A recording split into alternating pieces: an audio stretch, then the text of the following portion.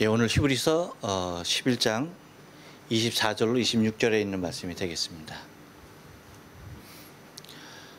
우리 다 같이 한번 인사할게요. 옆 사람과 인사하시고 앞뒤 사람과 인사하실 때 오후에도 뵈니까 참 좋습니다. 인사합니다. 오후에도 뵈니까 참 좋습니다. 이거 모니터 좀 올려줘요. 예, 다시 한번 인사합니다. 점심 맛있게 드셨습니까? 점심 맛있게 드셨습니까? 예, 감사합니다. 그래요. 감사합니다. 그 아까 오전 예배 때 모니터 왜 그대로 안 됐어? 네? 오전 예배 때 모니터 상태로 좀 해놔. 모니터를. 자, 우리가 이제 계속해서 오후 시간에 히브리서를 보고 있는데 그 중에서 이제 오늘은 모세에 대한 장면을 그리고 있습니다. 우리가 잘 알듯이 이제 모세는 이스라엘 백성들에게 있어서 가장 선망의 대상이죠. 그러니까 이스라엘 백성 하면 뭐 모세 오죽하면 뭐 우리가 잘 알다시피 우리는 모세의 제자라라고 할 정도로 모세를 스승으로 여기고 모세를 모든 것으로 다 생각한 바 되었던 사람들이죠. 그러니까 이스라엘 백성들에게 있어서 모세는요 절대적인 인물이었다라고 하는 것을 우리가 바라보면 됩니다. 모세는 누구였다? 이스라엘 백성에게 있어서 이스라엘 백성들에게 있어서 절대적인 인물이었다라고 보시면 됩니다. 그러니까 사실 이 믿음의 장에서 이제 보면 많은 인물이 이제 나오고 있는데 사실은 이 모세에 대하여서 할애하는 절수가 굉장히 많아요. 오늘은 제가 이제 3절만 얘기했지만 그 이후에 그렇죠? 이후에 3절도 누구에 관한 얘기입니까? 모세에 관한 얘기입니다. 보통 다른 사람들에 대해서 뭐 거의 1절로 잘라버리잖아요. 그렇죠? 1절로 다 잘라버리는데 이 모세에 대해서만큼은 굉장한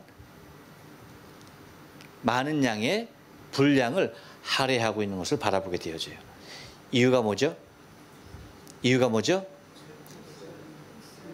네, 히브리인들에게 모세는 절대적인 인물이기 때문에. 그러니까 히브리인들을 위한 편지가 이 히브리서잖아요.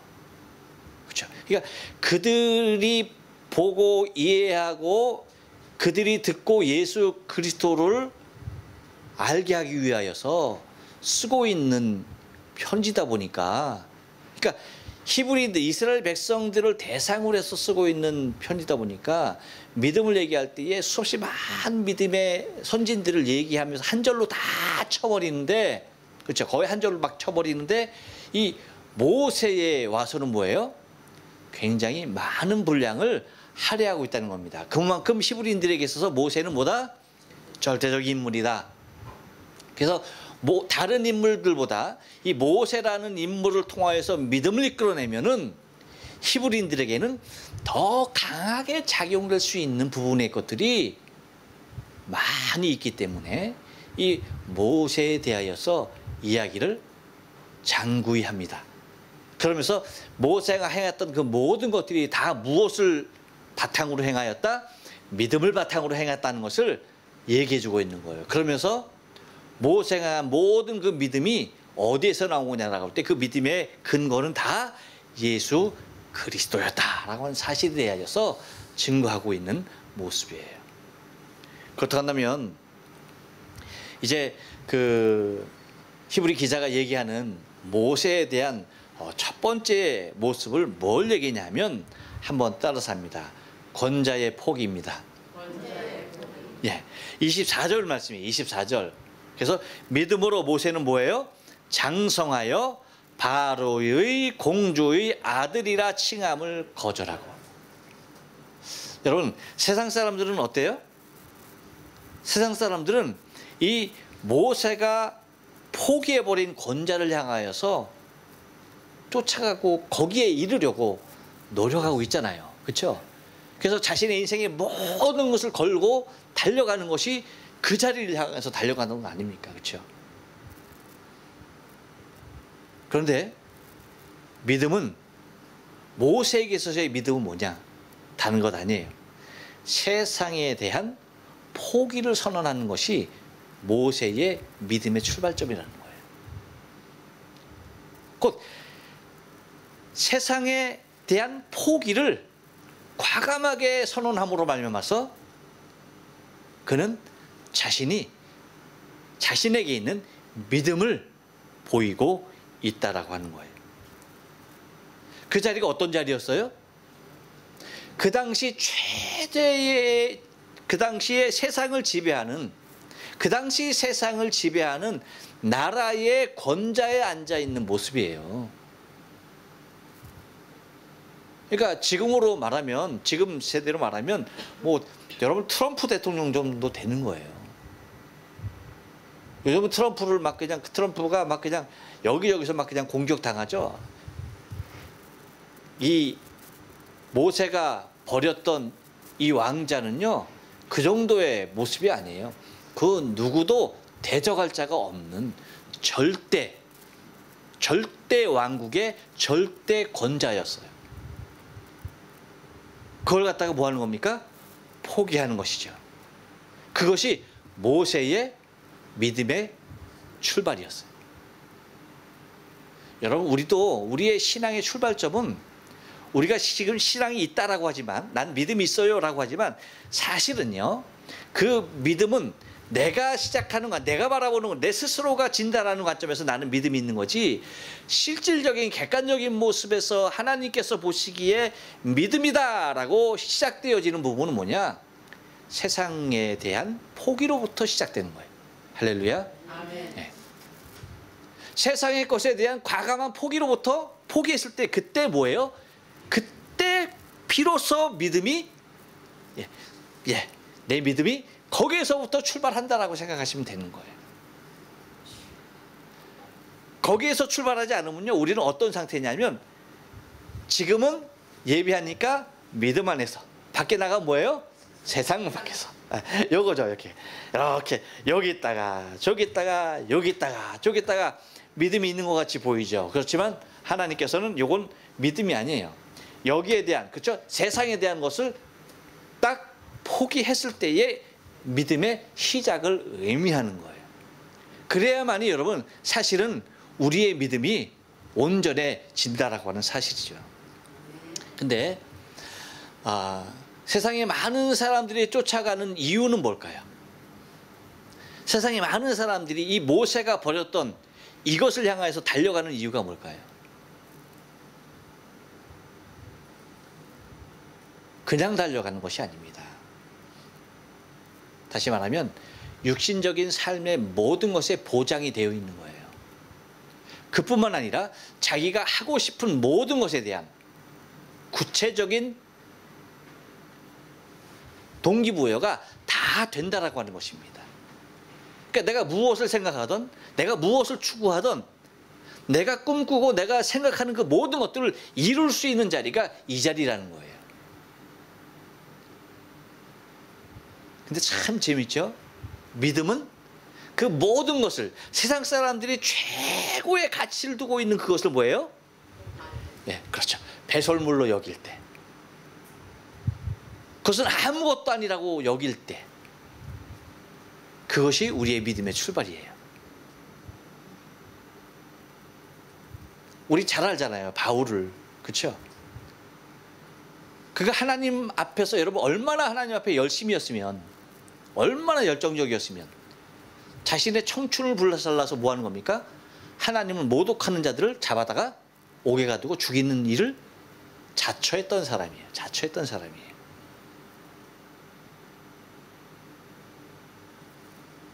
그런데 자기가 갖고 있는 그 모든 것들을 뭐 하는 겁니까? 배설물같이 여겼다는 거예요. 나에게 가장 귀한 것은 예수 한 분밖에 없다는 겁니다. 그 신앙의 길을 그는 걸었다라고 하는 사실이에요. 곧 여러분, 우리는 세상이 어떠한 자리를 통하여서 우리를 유혹하던 우리는 거기에 대해서 노해야 한다라고 하는 것입니다. 그것이 우리 믿음의 시작이에요.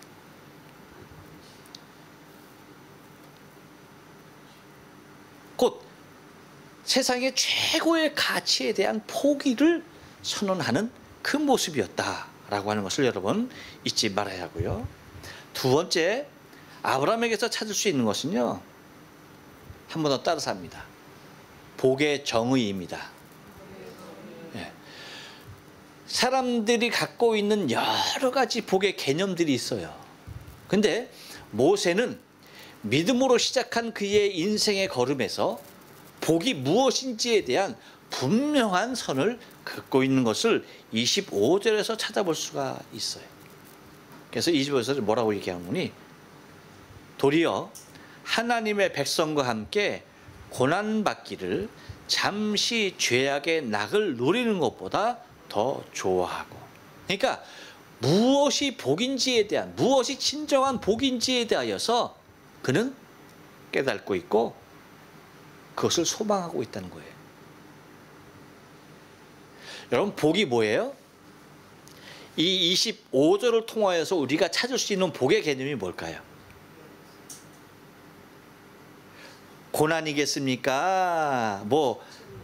뭐겠어요? 여러분, 그 고난이라고 하는 걸 고난을 통해서, 그렇죠? 고난을 통해서 얻을 수 있는 것이죠. 다시 말하면 25절에서 말하는 복이라고 하는 정의는요, 다른 것 아닙니다. 복은 뭐냐면 하늘의 것을 사모하게 하는 것이 복이에요. 우리 옆 사람에게 얘기해 주지 말고 나한테 얘기해 줍시다. 복은 하늘의 것을 사모하게 해주는 것이다. 네. 복이 뭐라고요? 하늘의 것을 사모하게 해주는 것이 복이에요. 그래서 모세가 얘기했던 대로 왜 하나님과 함께, 하나님의 백성과 함께 고난받기를 잠시 죄악에 누리는 것보다 더 좋아했다. 이 고난을 왜 좋아했는가라고 할 때 그 이유가 어디 있습니까? 이 어려움이, 하나님의 백성과 함께 당하는 이 어려움이 무엇을 사모하게 만드는 거예요? 하늘의 것을 사모하게 만드는 거야.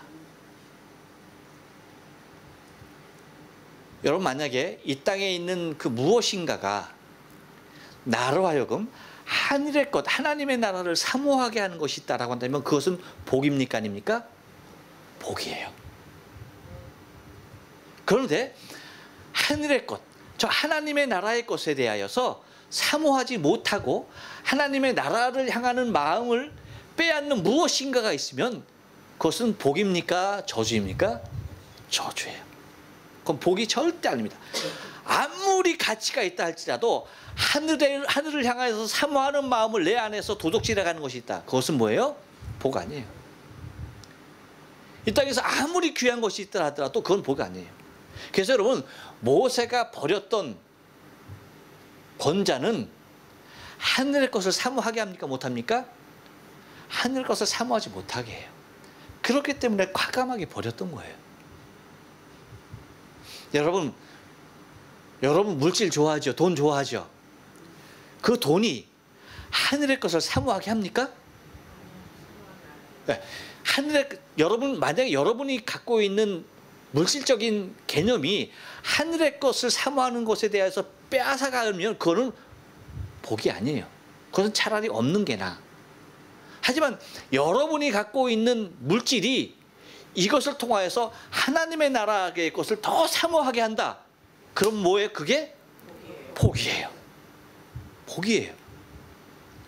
그래서 여러분, 많은 사람들 중에 많은 사람이 이 물질이 복이 되지 못하고 화가 되어지는 이유가 뭐냐면 이 물질에 인하여서 하늘의 것을, 하나님의 나라의 것을 사모하는 마음이 도적질 당하게 되는 거예요.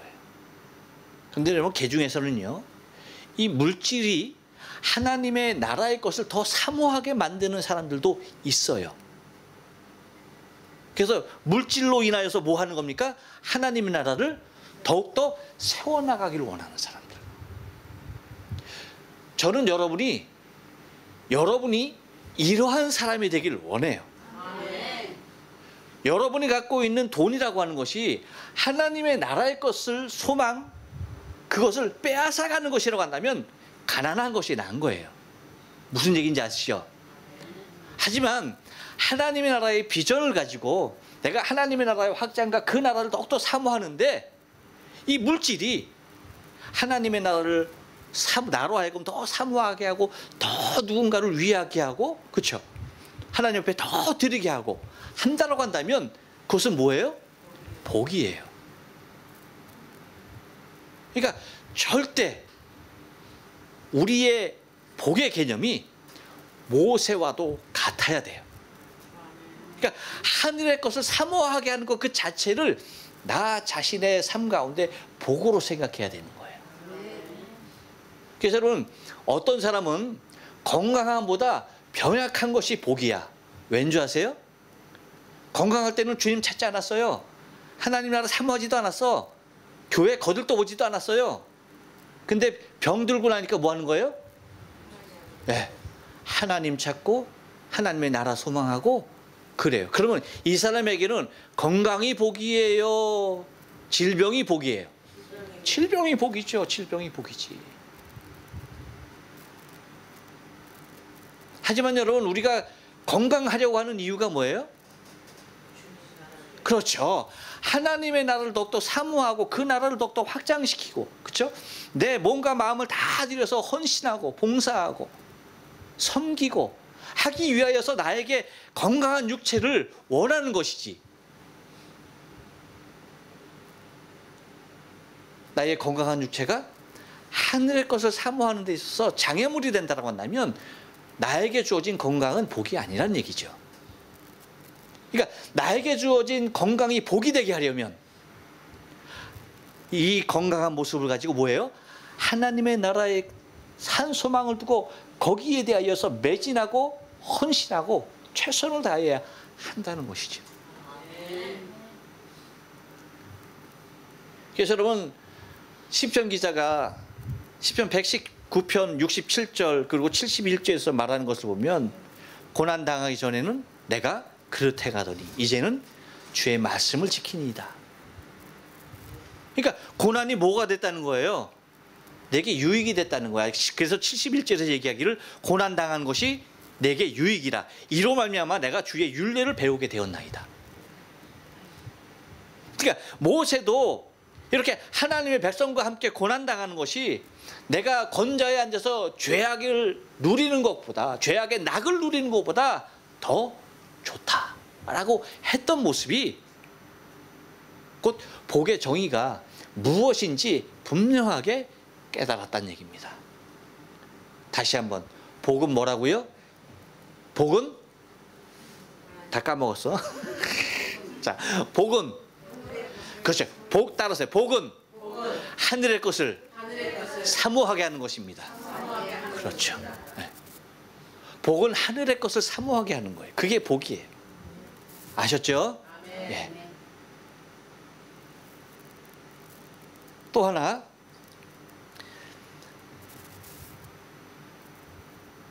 오늘 26절에서 보여주는 것은 삶의 본질에 대해서 얘기하고 있어요. 24절에서는 권자를 포기한, 그렇죠, 믿음의 출발선상을 말하는 것이고, 25절에서는 복의 정의가 무엇인지에 대해서 선포하는 것이고, 26절은 뭐예요? 삶의 본질에 대하여서 논하고 있는 거예요. 그래서 26절을 보면 그리스도를 위하여 받는 능력을 애굽의 모든 보화보다 더 큰 재물로 여겼으니 이는 상 주심을 바라봅니다. 다시 말하면 이 삶의 본질이 무엇에 의해서 좌우되냐면 가치의 인정이에요. 어디에 가치를 두느냐예요. 어디에 가치를 두느냐. 이 땅의 애굽의 보화의 가치를 두느냐, 아니면 하늘의 상급의 가치를 두느냐예요. 그거예요, 그거. 그런데 모세는 그리스도를 위하여 받는 능력을 애굽의 뭐예요? 재물보다, 보화보다 더 큰 재물로 여겼다. 그래서 차라리 그리스도를 위하여 받는 능력을 나는 이것으로 인해서 애굽에서 누릴 수 있는 모든 재물은 다 포기했지만 그것이 아니라 뭐예요? 하나님의 나라에서의 상급으로 나는 대신하겠다는 얘기예요. 그러니까 애굽의 모든 보화가 모세에게 있어서의 가치를 부여했습니까? 하늘에서의 상급이 가치를 부여했습니까? 당연하죠. 하늘의 가치였습니다. 하나님의 나라의 상급이 그의 가치였어요. 사람은요, 자기가 추구하는 가치에 의하여서 움직여져요. 내가 어디에다 가치를 두고 사느냐에 따라서 내 삶은 바뀌게 돼 있어요. 하나님의 나라의 보화, 하늘에서 받을 내가 상급을 나의 가치로 두면요, 이 땅의 것은요 더 이상 가치가 아니에요. 혹시 이 땅의 것이 있다라고 한다면 이 땅의 것을 저 하늘의 가치로 승화시키려 하죠. 그렇죠. 그런 겁니다. 그러니까 뭐예요? 모세는 이 땅에서의 보화, 그것을 뭐예요? 그리스도를 위하여 능력받는 것으로 대신하여서 그만큼 그 가치를 어디에다 두다? 하늘에 둔다라고 하는 거죠. 여러분, 이 땅에서 아까 말씀드린 우리의 건강과 우리의 물질의 개념도 똑같아요. 가치가 어디에 있느냐? 하늘에 있으면요, 하늘에 있으면 내가 가진 물질은 뭐예요? 예, 그렇죠. 이것을 통해서 뭐 하는 겁니까? 하늘의 상급으로, 하늘의 보물로 뭐 하는 거예요? 승화시키는 거죠. 그렇죠? 그래서 이 땅에 쌓는 물질이 아니라 이 물질을 뭐예요? 하나님의 나라에 쌓는 것으로. 건강도 그렇죠. 건강도 내가 이 땅에서의 가치를 두려고 내 건강을 유지하는 것이 아니라 어디에? 하늘의 가치를 두고 있기 때문에 이 땅의 건강한 내 삶을 통하여서 헌신과 봉사를 통하여서 뭐 하는 거예요? 이것을 하늘의 보화로 쌓는 것이죠. 그러니까 삶의 본질이 무엇인지에 대하여서 밝히 깨달아 알아서 가치를 인정한다는 겁니다. 그래서 주님께서 들려주신 비유 중에 그 밭에 감추인 보화를 발견한, 그렇죠? 농부에 대해서 얘기하고 있잖아요. 남의 밭이야.